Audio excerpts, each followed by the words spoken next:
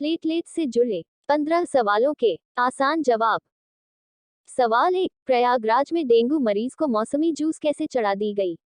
सवाल 2, क्या होते हैं प्लेटलेट्स? सवाल 3, शरीर में कैसे बनते हैं प्लेटलेट्स? सवाल 4, प्लेटलेट्स का काम क्या होता है? सवाल 5, आखिर प्लेटलेट्स कैसे जमा देते हैं खून? सवाल 6, हमारे शरीर में होने चाहिए कितने प्लेटलेट्स? सवाल 7, लो प्लेटलेट्स काउंट या शरीर में प्लेटलेट्स की कमी क्या होती है? सवाल 8, प्लेटलेट्स की कमी से होती है कौन सी दिक्कत? सवाल 9, प्लेटलेट्स ज्यादा होने से क्या होता है? सवाल 10, डेंगू होने पर प्लेटलेट्स कम क्यों हो जाता है? सवाल 11, डेंगू होने पर प्लेटलेट्स कम होने पर कौन सा खतरा होता है? सवाल 12, डेंगू होने पर प्लेटलेट्स क्यों चढ़ाया जाता है? सवाल 13, क्या सभी डेंगू के मरीजों को चढ़ाना पड़ता प्लेटलेट्स? सवाल 14, प्लेटलेट्स कम है या ज्यादा, इसे किस टेस्ट से जान सकते हैं? सवाल 15, प्लेटलेट्स असली है या नकली, इसे कैसे पता कर सकते हैं? डेंगू बुखार इस वक्त देश के कई हिस्सों में फैला हुआ है। इससे पीड़ित मरीज में प्लेटलेट्स तेजी से खत्म होने लगते हैं। ज्यादातर मामलों में प्लेटलेट्स बाहर से चढ़ाना पड़ता है।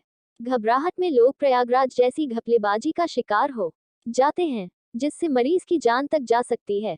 सवाल 1, प्रयागराज में डेंगू मरीज को मौसमी जूस कैसे चढ़ा दी गई? जवाब, प्रयागराज के प्रदीप पांडेय को डेंगू हुआ था। उन्हें global hospital and trauma centre में भर्ती कराया गया। डॉक्टरों ने कहा कि सिर्फ 13,000 प्लेटलेट्स बची हैं। 8 यूनिट प्लेटलेट्स का फौरन इंतजाम करना पड़ेगा। मृतक के परिजन सौरभ ने बताया, 3 unit platelets SRN blood bank से लाया था। उसे चढ़ाने पर मरीज को कुछ नहीं हुआ। 5 यूनिट प्लेटलेट्स ग्लोबल अस्पताल ने मंगाए। उन्हें चढ़ाते ही मरीज की हालत गंभीर हो गई।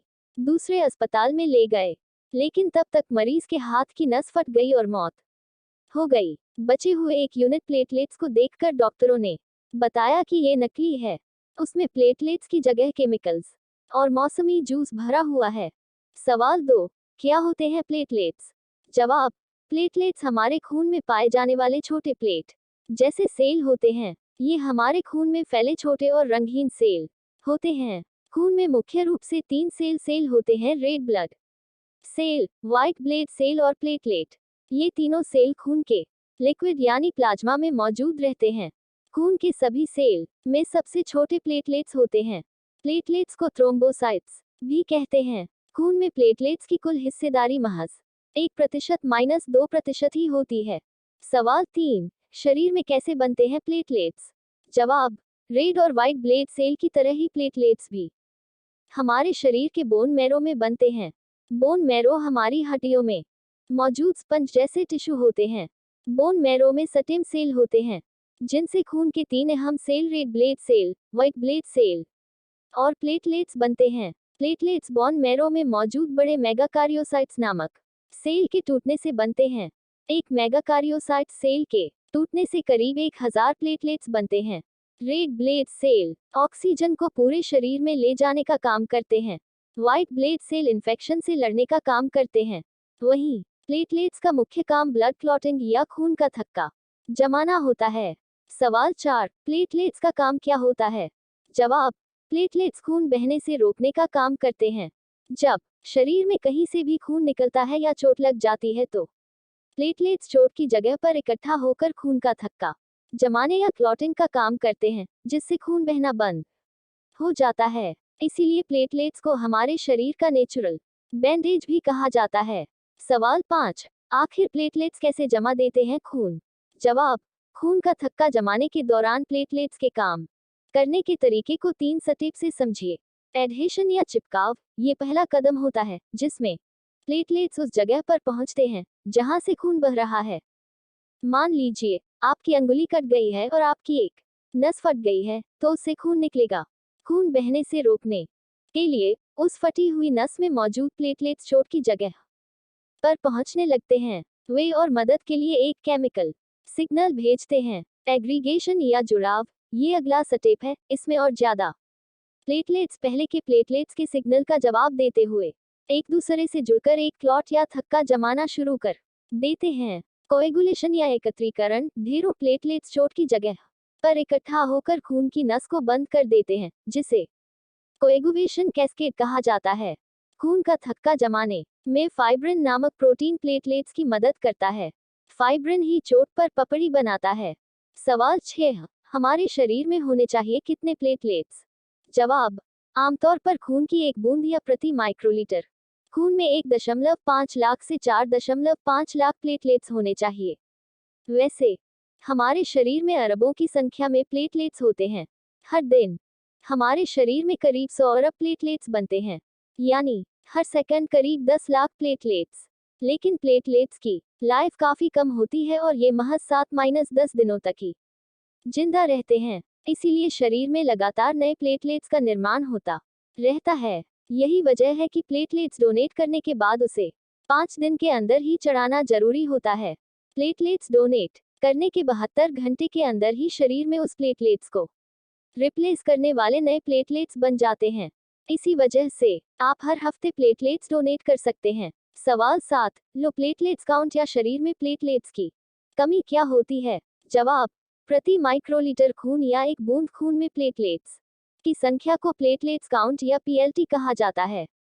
प्रति माइक्रोलीटर खून में 1.5 लाख से 4.5 लाख प्लेटलेट्स काउंट को हेल्थी माना जाता है।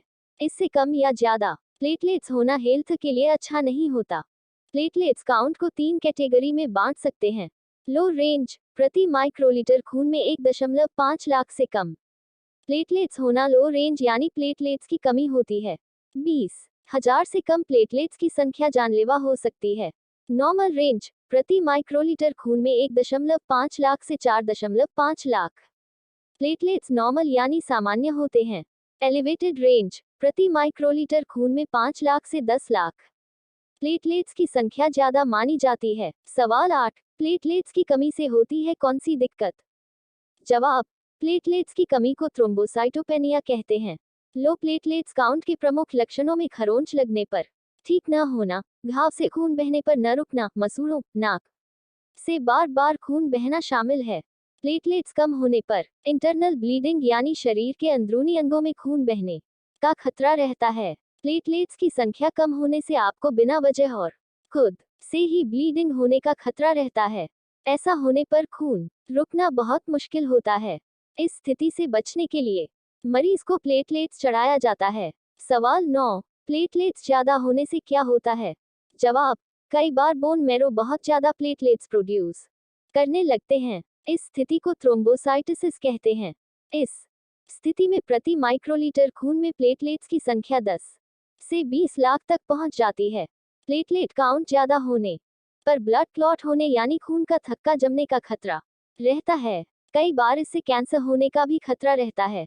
हालांकि कुछ लोगों को इससे कोई समस्या नहीं होती है। सवाल 10, डेंगू होने पर प्लेटलेट्स कम क्यों हो जाता है? जवाब, डेंगू बोन मैरो पर असर डालता है। बोन मैरो में ही प्लेटलेट्स बनता है, इसीलिए डेंगू होने पर प्लेटलेट्स कम हो जाता है। सवाल 11, डेंगू होने पर प्लेटलेट्स कम होने पर कौन सा खतरा होता है? जवाब, प्लेटलेट्स काउंट कम होने से नाक और मसूड़ों से खून आना, मल और मूत्र से खून आना, पीरियड में भारी ब्लीडिंग, स्किन पर चकत्ते और लाल धब्बे जैसी गंभीर स्थिति पैदा हो सकती है। कई बार इंटरनल ब्लीडिंग का भी खतरा रहता है और इससे व्यक्ति की जान भी जा सकती है। सवाल 12, डेंगू होने पर प्लेटलेट्स क्यों चढ़ाया जाता है? जवाब, डेंगू होने पर प्लेटलेट्स तेजी से घटता है। प्लेटलेट्स की कमी से खुद से ब्लीडिंग शुरू होने का खतरा रहता है, जो कि जानलेवा स्थिति होती है। प्लेटलेट्स काउंट 20,000 से कम होने पर व्यक्ति को प्लेटलेट्स चढ़ाना पड़ता है। सवाल 13, क्या सभी डेंगू के मरीजों को चढ़ाना पड़ता प्लेटलेट्स? जवाब, नहीं, डेंगू के सभी मरीजों को प्लेटलेट्स नहीं चढ़ाया जाता है। एडल्ट डेंगू प्लेटलेट स्टडी के मुताबिक डेंगू होने पर केवल 5% मरीजों को ही प्लेटलेट्स चढ़ाने की जरूरत पड़ती है। इस स्टडी के अनुसार डेंगू से पीड़ित करीब 90% मरीजों का प्लेटलेट काउंट करीब 1 लाख होता है, जबकि केवल 10-20% मरीजों का ही प्लेटलेट्स 20,000 या उससे कम होता है, जो कि खतरनाक स्थिति होती है। ऐसे मरीजों को हॉस्पिटल में भर्ती कराना पड़ता है और उन्हें आमतौर पर प्लेटलेट्स चढ़ाया जाता है। लेकिन इनमें से भी केवल 5% मरीजों को ही ब्लीडिंग या अन्य दिक्कतों की वजह से प्लेटलेट्स चढ़ाए जाने की जरूरत पड़ती है, जबकि बाकी के मरीज कुछ दिन बाद खुद से ही ठीक हो जाते हैं। सवाल 14, प्लेटलेट्स कम है या ज्यादा, इसे किस टेस्ट से जान सकते हैं? जवाब, डॉक्टर प्लेटलेट्स की संख्या, साइज और हेल्थ को कंप्लीट ब्लड काउंट यानी सीबीसी टेस्ट से पता करते हैं। सीबीसी से न केवल प्लेटलेट्स बल्कि रेड और व्हाइट ब्लड सेल के बारे में भी जानकारी मिलती है। इसके लिए सबसे पहले डॉक्टर या लेबोरेटोरियन आपका खून निकालता है और फिर इसे टेस्ट के लिए लैब में भेजा जाता है। वहीं ब्लड में मौजूद red blood cell, white blood cell और प्लेटलेट्स का लेवल चेक होता है। सीबीसी से डॉक्टर को कई मेडिकल कंडीशन की जानकारी मिलती है। सवाल 15, प्लेटलेट्स असली है या नकली, इसे कैसे पता कर सकते हैं? जवाब, आम आदमी के लिए ये पता लगाना मुश्किल है कि प्लेटलेट्स असली है या नहीं। इसके बारे में केवल डॉक्टर या लैब में इसकी जांच के बाद ही बताया जा सकता है कि प्लेटलेट्स असली है या नकली। इसलिए जरूरी है कि प्लेटलेट्स को किसी भी ब्लड बैंक के बजाय मान्यता प्राप्त ब्लड बैंकों से ही खरीदा जाए।